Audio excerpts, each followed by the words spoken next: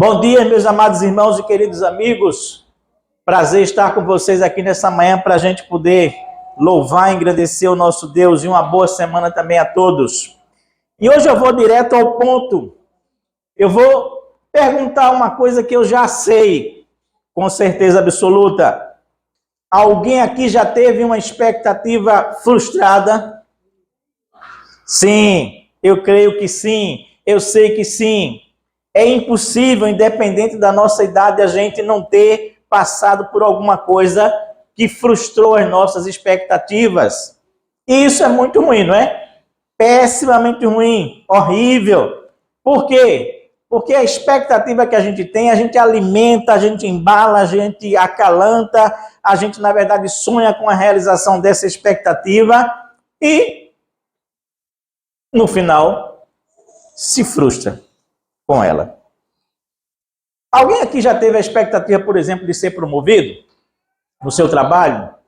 Alguém aqui já teve a expectativa, por exemplo, de fechar um negócio? Não estou dizendo um grande negócio, mas um negócio e não fechou? Alguém aqui, por exemplo, já teve a expectativa de adquirir alguma coisa e não adquiriu? Que você queria muito adquirir? Alguém aqui já passou pela expectativa de fazer um concurso e não passar nesse concurso? Alguém aqui já passou pela expectativa de namorar com alguém e não namorou? E deu com os burros na água e não funcionou? Eu tive algumas experiências dessa natureza. Teve algumas que eu nem tentei, porque eu achava que era muito para mim.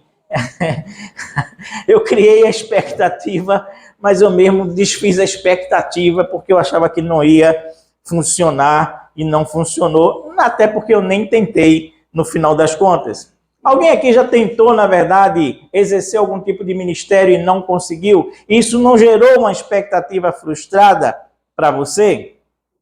É verdade. E eu creio que vou acrescentar mais uma frustração às várias frustrações que vocês já sentiram. Quem foi a pessoa sobre a qual eu preguei nos últimos 3 vezes que eu assumi o púlpito aqui? Quem foi? João Batista. Então vocês vieram hoje para essa igreja com certeza com a expectativa de que eu não iria falar sobre quem? João Batista. Não, João de novo não, outra vez João, eu não aguento mais João o Batista. Mas o problema é que eu descobri essa semana, mais uma vez fazendo as minhas leituras, que todo mundo que se aproximava de João Batista se aproximava dele com uma expectativa, esperando alguma coisa. Até porque todas as vezes que nós fazemos uma pergunta para alguém, isso cria uma expectativa da resposta que nós vamos receber. E as pessoas que se aproximavam de João Batista aproximavam-se dele com uma única pergunta, que era: o que nós devemos fazer? O que nós precisamos fazer, o que nós iremos fazer.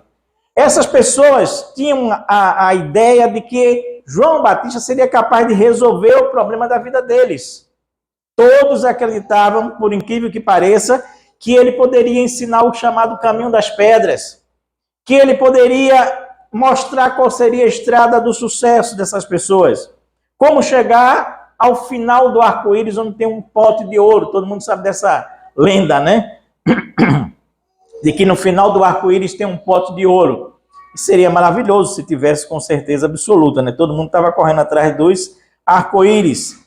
Mas vocês já conhecem quem era João o Batista. João era sempre o cara que andava na contramão do mundo e nas mãos de Deus. Ou seja, não seria João que iria atender às expectativas desse povo de jeito nenhum. Não era do perfil dele algo assim. Era do perfil dele tentar atender às expectativas de Deus, mas não a expectativa das pessoas, do mundo, da sociedade que estava ao seu redor. Com isso, eu vou pedir que os irmãos abram as suas Bíblias em Lucas, capítulo 3, onde nós vamos ler os versículos de 10 a 16, que nos diz assim: e a multidão o interrogava, dizendo: que faremos, pois? Essa é a pergunta básica, né? E respondendo ele, disse-lhes: Quem tiver 2 túnicas, reparta com o que não tem. E quem tiver alimentos, faça da mesma maneira. E chegaram também uns publicanos para serem batizados e disseram-lhe: Mestre, o que nós devemos fazer? A mesma pergunta básica anterior. E ele lhes disse: não peças mais do que o que vos está ordenado. E uns soldados o interrogaram também, dizendo: e nós, o que faremos? Mesma pergunta. E nós, o que faremos?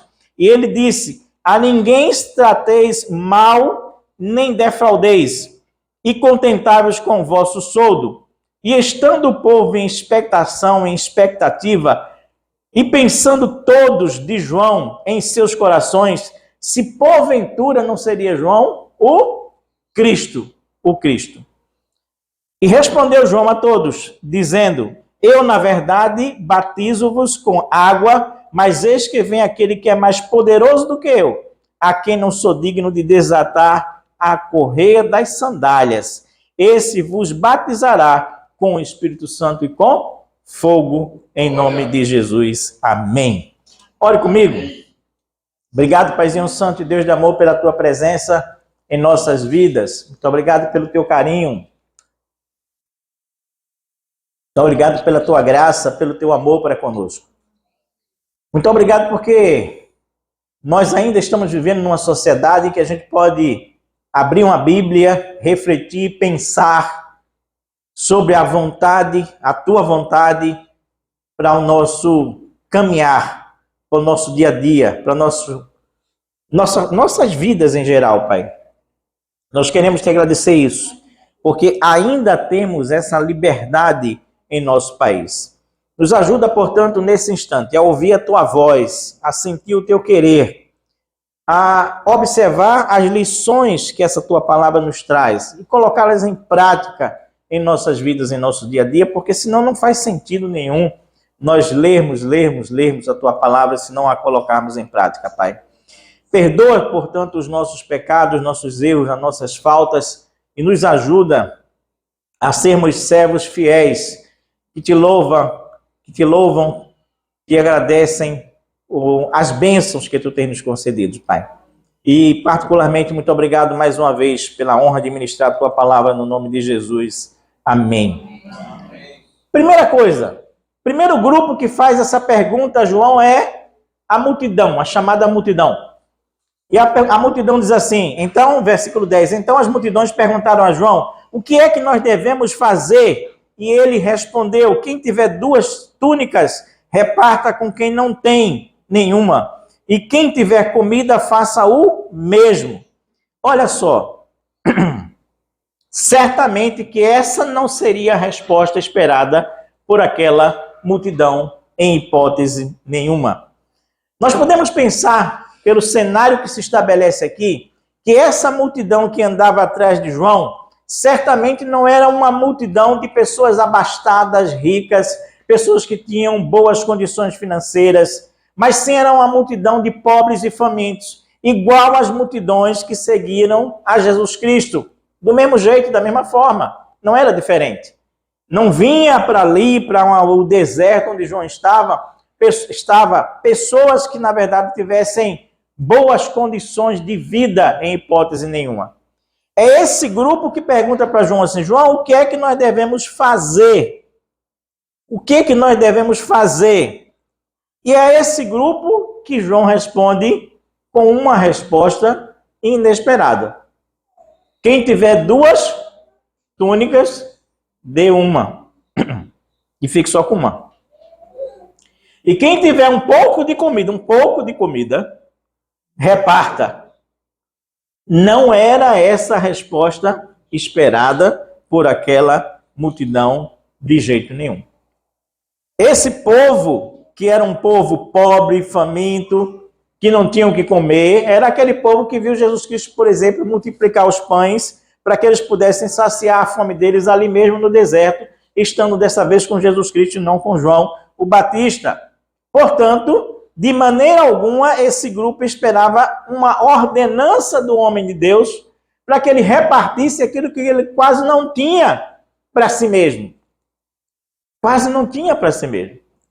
E olha só, o que é interessante aqui é que as pessoas podiam pensar, eu só tenho 2 túnicas, mal tenho 2 túnicas. Uma eu uso, a outra eu lavo. Uma eu lavo, a outra eu uso, né? Isso lembra às vezes farda da escola da gente, quando a gente é criança, bem pobrezinho, né? A gente tem 2 fardas, né? Uma tá lavando, a outra tá no couro, né? Como a gente diz, né? E assim sucessivamente, a gente vai sempre fazendo esse jogo, né? Então aquele povo era esse tipo de povo. Como é que agora o cara vem me dizer que aquilo que eu tenho 2 eu devo dar 1 e ficar com 1 só, e nada mais do que isso? E se de repente não tiver mais nada, eu vou comer o quê se eu dividir com outra pessoa? É importante, portanto, a gente entender que por trás dessa ordenança dessas 2 coisas, a gente tem um fator que é preponderante. O que João está dizendo é assim, olha, divida aquilo que é essencial e aquilo que não é essencial. 2 túnicas não era essencial, era essencial só uma. Então o que ele está dizendo é, olha, pegue aquilo que não é essencial e dê para o outro. Porque você só precisa de uma túnica, você não precisa de 2. Mas também ele está dizendo assim, também divida e reparta aquilo que é essencial. Porque a comida era essencial. A comida eu podia não comer hoje, mas eu poderia comer amanhã com certeza absoluta. Então, contrariando as expectativas daquela multidão, João responde secamente, friamente, logicamente e espiritualmente. Ele diz assim, olha, divida na sua vida com os outros aquilo que é essencial e aquilo que não é essencial. Essa história de que pobre não pode ajudar pobre não cai aqui, não fecha aqui, não funciona aqui. João é seco, direto, contundente e imperativo. Reparta, ponto, reparta. Reparta e divida. E não se importe, porque você não vai passar necessidade. No final, vai sobrar 12 cestos daquilo que você achava que nem tinha. Amém, meu irmão? Não foi assim? Não foi assim com aqueles 5 pães e 2 peixes que o menino tinha? Ele abriu mão, ele dividiu e no final sobrou até dizer basta. Toda semana Moisés está dizendo aqui na quinta-feira, a necessidade do lar batista é isso, é isso, é isso, é isso. É leite, é café, é pó, é não sei o que, é não sei o que, é não sei o que, é não sei o que. Não há ninguém nessa igreja que não possa dividir um pouco com o pessoal do lar batista. Você está entendendo o que eu estou dizendo? Não há. A gente pode até numa semana não ter, mas na outra tem. A gente pode até passar um pouco de necessidade em determinados momentos e dizer assim, hoje não tem condição, mas amanhã você vai ter. O importante é que você saiba que não há nada que justifique você não ajudar nunca a outro pobre. Nós somos pobres, mas nós podemos ajudar a outros pobres com certeza absoluta. Então, a resposta que aquela multidão não esperava era exatamente essa. E por isso a expectativa daquela multidão ela é frustrada por João Batista naquele instante. Porque o que ele está dizendo é assim, olha, você pode dar do pouco que você tem. Aquela multidão talvez esperasse alguma coisa ao contrário. De dizer assim, o que é que a gente pode receber? Mas ao contrário, João está dizendo assim, você deve se preocupar com o que você vai dar. E não com o que você vai receber. Olha só, não cabe a nós fazer nenhuma multiplicação como Jesus Cristo fez. Entendeu? Jesus Cristo pegou os pães, os peixes e multiplicou, e todo mundo comeu. A nossa conta é diferente. A nossa conta não é uma conta de multiplicação, a nossa conta é uma conta de divisão. E dividir a gente pode o pouco que a gente tem. A gente pode sim dividir. Primeira coisa, portanto, é essa. João frustra a expectativa da multidão. Mas no versículo 12 e 13, a gente vai encontrar a história dos publicanos que vem com a mesma pergunta. Diz assim: também alguns publicanos chegaram para ser batizados e perguntaram a João: mestre, o que devemos fazer? E ele respondeu: não cobrem mais do que o estipulado. Não cobrem mais do que o estipulado. Rápido, mais uma vez, simples, direto, cirúrgico em sua fala. João não era homem de grandes discursos, mas era homem de pequenas frases que diziam tudo. E eu quase que o ouço dizendo assim: o problema não é vocês, na verdade, cobrarem além da conta, mas o problema é vocês não serem justos. Se vocês fossem justos, vocês não cobrariam além da conta do que vocês cobrem. Quem era o publicano daquela época? O publicano era um sujeito que cobrava impostos para os romanos. Era um sujeito judeu que cobrava imposto para os romanos. Então ele era odiado pelos seus compatriotas, porque ele cobrava de quem era judeu, ele sendo judeu, para dar ao inimigo que estava tomando conta da terra deles ali naquele instante. E é aí nessa circunstância, dessa forma, que esse povo que vem até João vai, na verdade, ouvir de João o seguinte: olha, basta que vocês sejam justos e não cobrem além da conta que é devida de cada uma dessas pessoas. Sabe por quê? O publicano ele fazia assim: se o judeu tinha que pagar X, ele cobrava 2X. Entregava aos romanos só X. E ficava com o outro X para si. Entendeu? Mas ainda recebia dos romanos pelo trabalho que ele estava fazendo. Então ele cobrava mais dos judeus, entregava menos aos romanos e lucrava dos dois lados. Das duas maneiras, das duas formas que a gente vê exatamente aqui. Existe um ditado que diz assim: você quer saber quem é alguém? Dê poder a ele. Dê poder a ele. Eu tendo a acreditar muito que esse ditado é verdadeiro. Entendeu? E tendo a acreditar que esse ditado é muito verdadeiro. Porque o problema aqui, na verdade, era o exercício do poder. Estou nem levando em conta a questão da desonestidade, mas o exercício do poder. E o judeu que era publicano, ele era um sujeito que era judeu, que tinha poder sobre os judeus. Poder de cobrar mais e poder de enganar os romanos ao mesmo tempo. A opressão desse povo era tão grande, tão grande, tão grande, que existe uma história de que um bairro inteiro se mudou para uma outra cidade, só para se livrar do publicano que cobrava imposto naquele bairro. Você imagina? O povo era tão explorado, tão explorado, tão explorado, que resolveu o bairro inteiro dizer assim: não, vamos sair daqui, vamos deixar esse indivíduo aqui sozinho, porque a gente não vai mais ter a cobrança exacerbada desse imposto que a gente está tendo aqui nesse instante. Na contramão, portanto, do que os publicanos esperavam, eles talvez esperassem um processo de negociação, né? João dizia assim: olha, vê só, faz assim, faz assado, dá um jeito nisso, uma espécie de acordo, de compensação que eles pudessem ter, mas a continuidade daquela prática, ao contrário disso.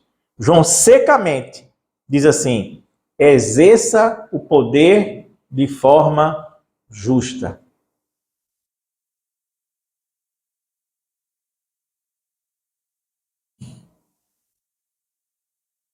No Brasil, quando começa assim, é difícil, né? No Brasil, o poder é exercido de forma justa?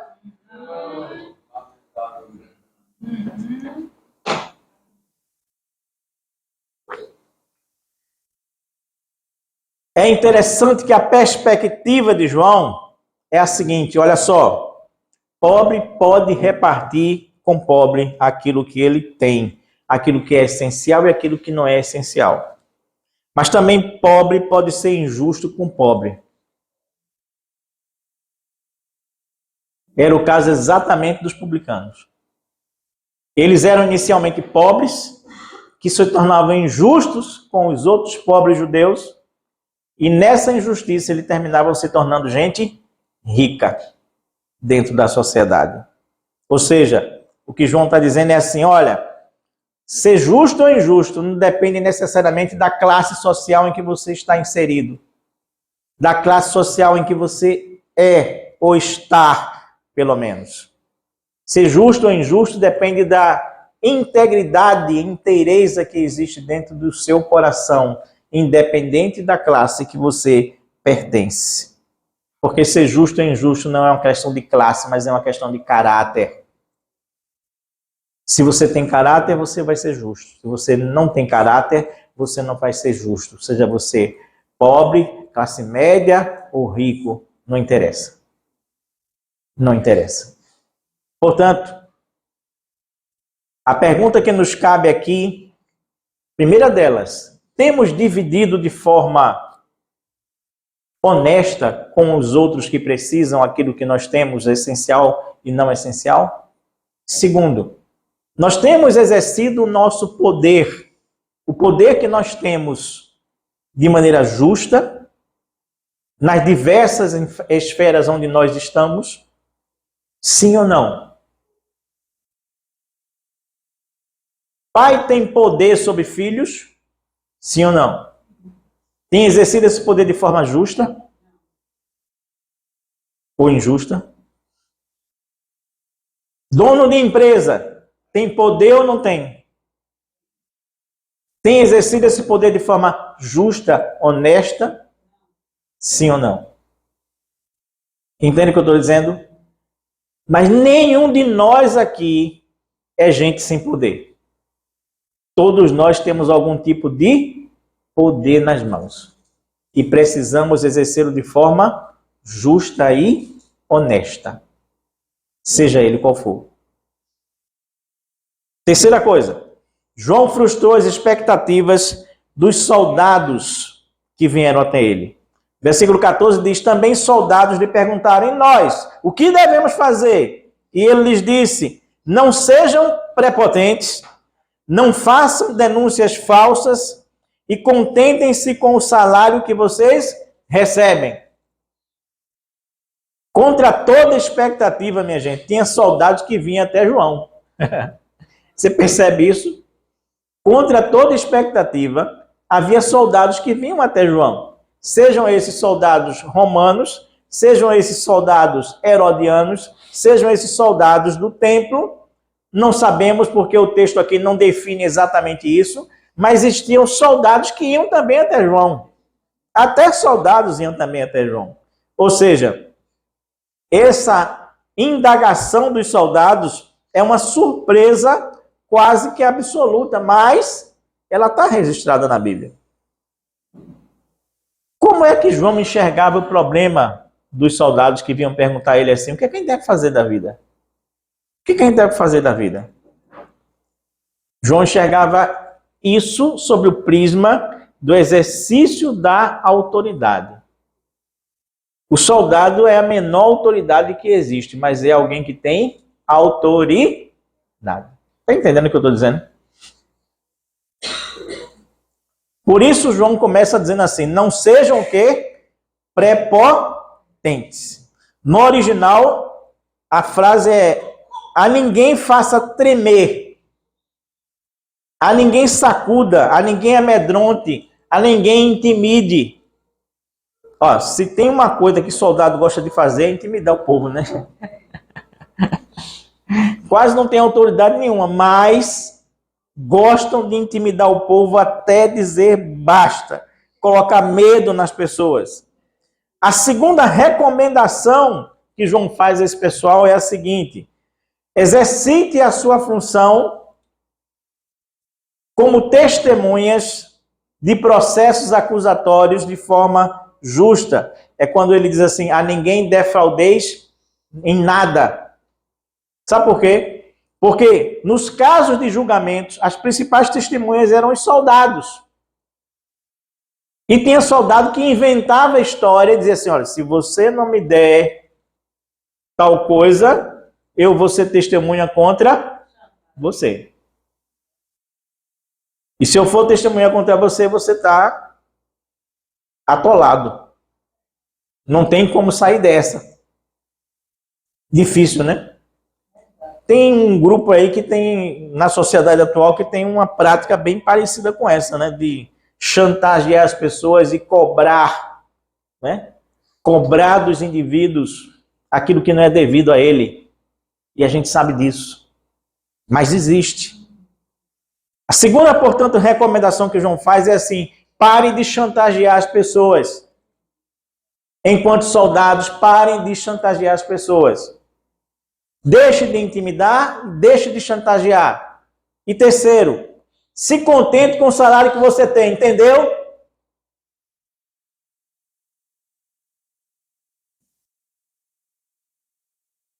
Essa talvez fosse a pior das três, né? Se contentar com o salário de soldado que eles tinham e nada mais além disso.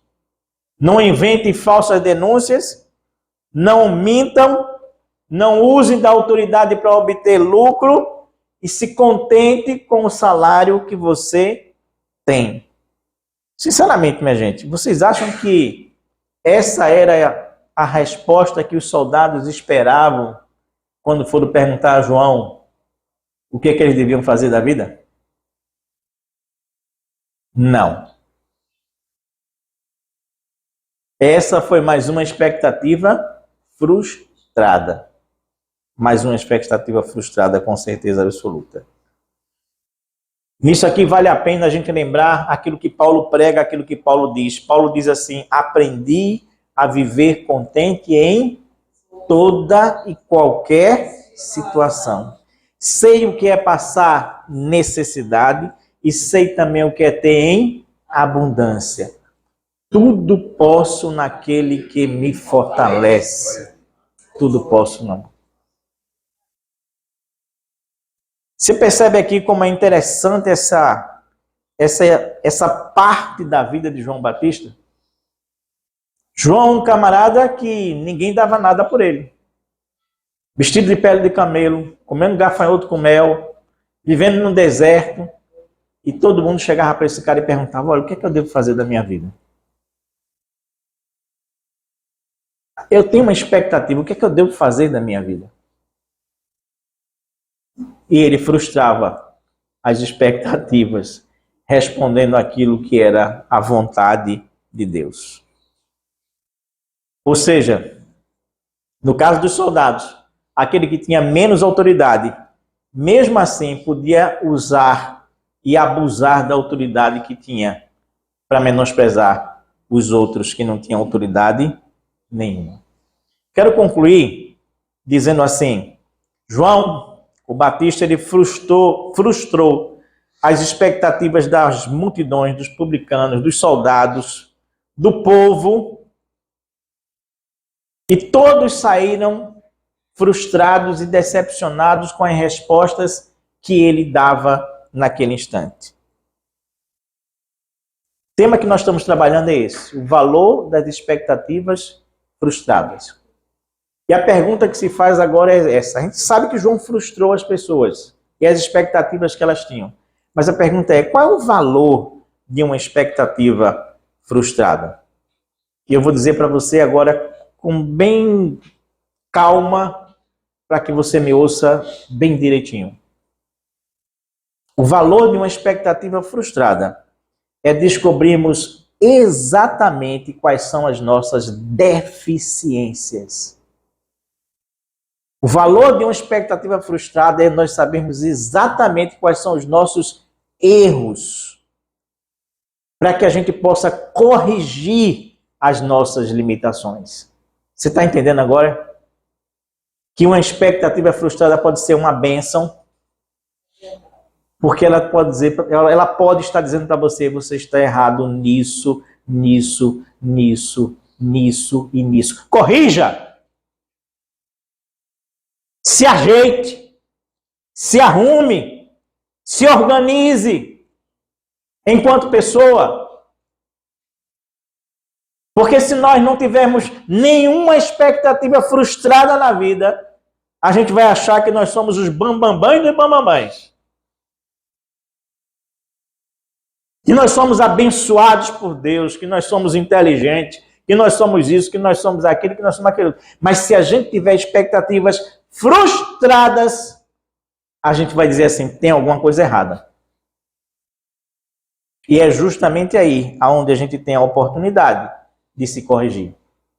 A multidão poderia deixar aquele pensamento mesquinho de pobre que não pode ajudar pobre, para passar a partir daquele momento a ajudar as pessoas, dividindo o essencial e o não essencial. Os publicanos poderiam a partir daquele momento se tornarem justos, porque o grande problema deles era justamente o exercício injusto do poder. Os soldados, eles poderiam, daquele momento em diante, corrigir-se, não ser mais prepotente, não inventar mais mentiras nenhuma, contentar-se com o salário que tinham honestamente. Mas, para isso, eles precisavam ter suas expectativas frustradas. Você achava que era ruim ter expectativa frustrada? Não é não. Olha só o que eu vou te dizer. Deus, ele não tem prazer em frustrar as nossas expectativas. Deus, ele não tem prazer em frustrar nossas expectativas. Mas ele tem prazer em nos ensinar o caminho da realização. Que não é outro, senão faça o certo. Faça o certo. Faça o certo. Quando João dizia assim, divida o que você tem. Quando João dizia, não cobre mais do que é necessário. Quando João dizia, não seja prepotente. Ele estava dizendo, faça o certo. Faça o certo. Faça o certo. Mas tem uma outra expectativa que eu preciso falar nessa conclusão aqui para a gente terminar. Qual é ela? É a que a gente vai encontrar no versículo 15.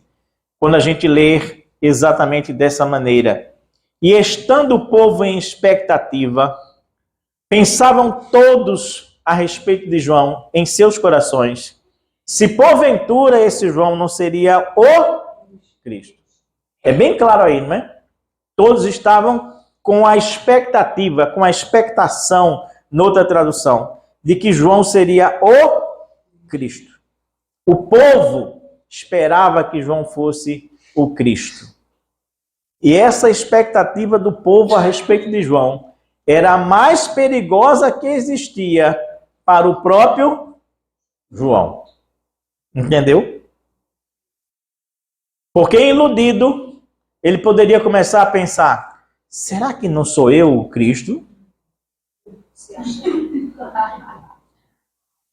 Tem uma multidão que vem me procurar no meio do deserto. Eu não fui procurar ninguém, mas a multidão vem me procurar. Até fariseus, saduceus, publicanos, vêm se batizar comigo. E ele sabia que existia essa expectativa a respeito dele. Mas João é João. João é o maior homem nascido de mulher. Então João, ele frustra a expectativa do povo também a respeito dele mesmo.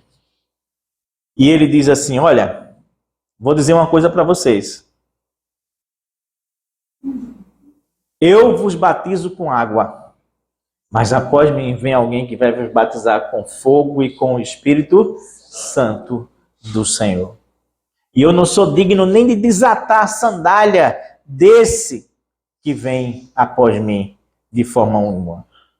Não tenha medo de frustrar as expectativas das pessoas a seu respeito. Tenha medo de não atender a expectativa de Deus a seu respeito. Todo mundo espera alguma coisa da gente, não espera? Sim ou não? Todo mundo tem expectativas a meu respeito. Todo mundo espera alguma coisa de mim. Todo mundo, eu diria, tem altas expectativas a respeito de cada um de nós. Não tem baixas expectativas, mas tem altas expectativas a teu respeito, a teu respeito, a teu respeito, a teu respeito, a teu respeito, a meu respeito, a respeito de cada um de nós. Ninguém espera pouco de cada um de nós, não. Só esperam muito. Frustre isso. Frustre isso, pelo amor de Deus, o mais rápido possível. Porque você, como eu, não somos dignos nem de desatar a sandália de Jesus Cristo. Nem disso a gente é digno, como João dizia. Mas acontece que muitas vezes nós vamos até Deus com um rosário de expectativas, né? Às vezes nós vamos até Deus com um pacote de expectativas que não tem mais tamanho. Foi assim com um sujeito chamado Naamã. Lembram dele? Abra sua Bíblia aí, em 2 Reis, capítulo 5, versículo 11. Rapidamente eu vou dizer para os irmãos, Naamã era aquele sujeito que era um general do exército assírio, um vitorioso, 2 Reis, capítulo 5, verso 11. Um indivíduo que era famoso, vitorioso, guerreiro, mas tinha uma limitação, ele era leproso. E aí, uma empregada da casa dele diz assim, olha, na casa, lá na minha terra, lá em Israel, tem um profeta que se você for lá, ele vai lhe curar. Bendita a fé dessa menina, né? Coragem dessa menina. Confiança dessa menina em Deus. E aí, Naamã vai. Pede uma autorização, pede uma carta do rei, vai até o profeta. Chegando lá, o profeta diz assim, Naamã está do lado de fora da casa do profeta. O profeta está dentro de casa. E o profeta diz assim, ó, diga a esse senhor aí, ele vai lá no rio Jordão, mergulhe 3 vezes e vai-se embora para casa que vai ficar bom. Mas Naamã, ele vem com um rosário de expectativas. O que é que diz o versículo 11? Diz assim, Naamã, porém, indignado, retirou-se. E ele diz assim, retirou-se dizendo, eis o que eu pensava, eis qual é a minha expectativa, eis o que eu esperava. E o que é que ele esperava? Ele mesmo vai dizer, certamente ele sairá a ter comigo, pôr-se-á em pé, invocará o nome do Senhor seu Deus, dá vontade de rir isso, né? Invocará o nome do Senhor seu Deus, passará a mão no lugar onde está doente, e aí eu ficarei curado. Pacote de expectativas, né? Certamente ele sairá a ter comigo. Porque eu é que sou importante aqui. Segundo, ele vai invocar o nome de Deus. Terceiro, ele vai passar a mão no lugar onde está a ferida. E em quarto lugar, ele vai me curar. Tudo estava arrumadinho e organizado. Na expectativa de Naamã. O profeta sabia disso. Por isso que o profeta disse, olha, não vou nem entender a primeira expectativa dele. Nem a primeira, que é sair e ter com ele. Muito menos ficar de pé diante dele. Muito menos tocar. Não preciso disso. Vai, mergulha 3 vezes no rio e você vai estar curado. E ele sai aborrecidíssimo, porque não pensou na possibilidade da cura mais, mas ele pensou na frustração das suas expectativas. O que é que você espera de Deus a seu respeito, hein? Será que você não está chegando para Deus com um rosário de expectativa, não? Ah, Senhor, eu sou tão bom cristão. Ah, Senhor, por que tu não me abençoas com isso, aquilo e aquilo outro? Ah, Senhor, por que tu não fazes assim, assim, assado na minha vida, como estás fazendo na vida de fulano, beltrano e cicrano?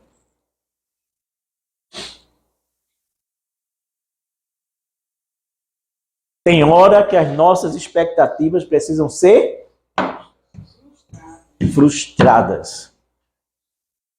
Para a gente baixar a bola, para a gente entender que não somos nada, que tudo é graça de Deus na minha vida e na sua vida, e nada mais além disso.